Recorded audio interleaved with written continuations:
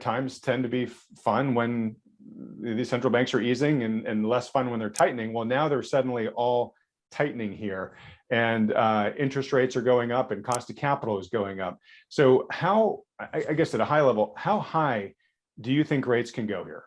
So in the short end of the yield curve, and looking at the U.S. Treasury market, right now, the terminal rate, we're pricing in about a 375 Fed funds rate this time next year. And getting to the point of monetary policy and the Fed funds rate ending at a point below the previous peak, getting to, and the previous peak being 2.25, 2.5 in the fourth quarter 2018, getting to 375 would be quite an achievement for the Fed.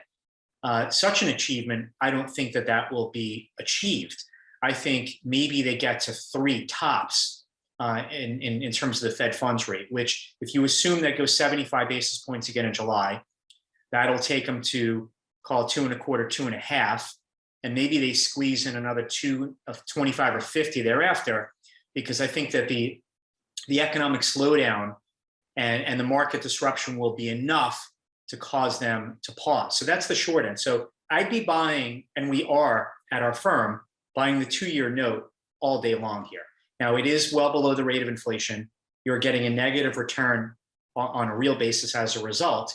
But from a nominal interest rate standpoint, I think the 2 year is a good purchase.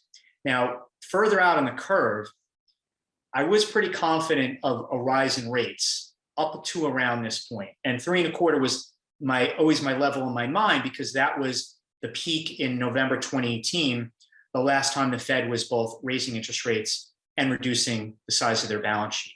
So we got to that, we traded above it, we got to almost 3.5 last week.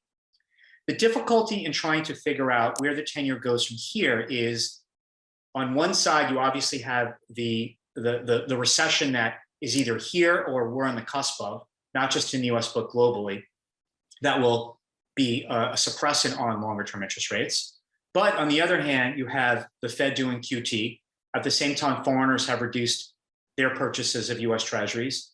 US banks are already loaded up with Treasuries and MBS. So we need another cycle of buyers to sort of take the place. It's very uncertain as to where European bond rates go, because I've also said for a while, you cannot just analyze and forecast US growth and inflation and come to a prediction on where the 10-year yield goes. You have to understand that this global bond bubble, sovereign bond bubble, and that's what it's been over the past couple of years, is global, and that where European yields go will drive where US rates go. What happens with Japanese yield curve control from here will determine where the 10-year yield goes. So having that influence makes it tough to figure out where long rates go because of all these interacting influences. Now, if you held my feet to the fire, I would say that the 10-year still can go to 4%, not because things are so great economically, but because inflation is sticky and central banks continue to lose control of the bond market.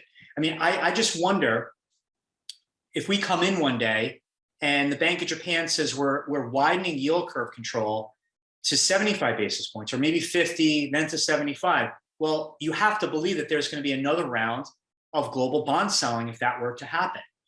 You look at Europe, which is squeezed now between having to tighten monetary policy because they've so bungled this and their inflation call.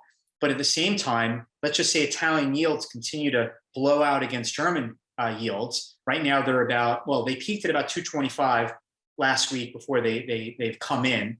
They were as high as 500 basis points when before Draghi said whatever it takes. But that's also a big influence here too as well, in where long end rates go. So it's much more trickier for here in trying to call that. That's why I'm mostly confident on the short end and less on the longer end from this point on. If you enjoyed this video clip, click here to watch another one you should like.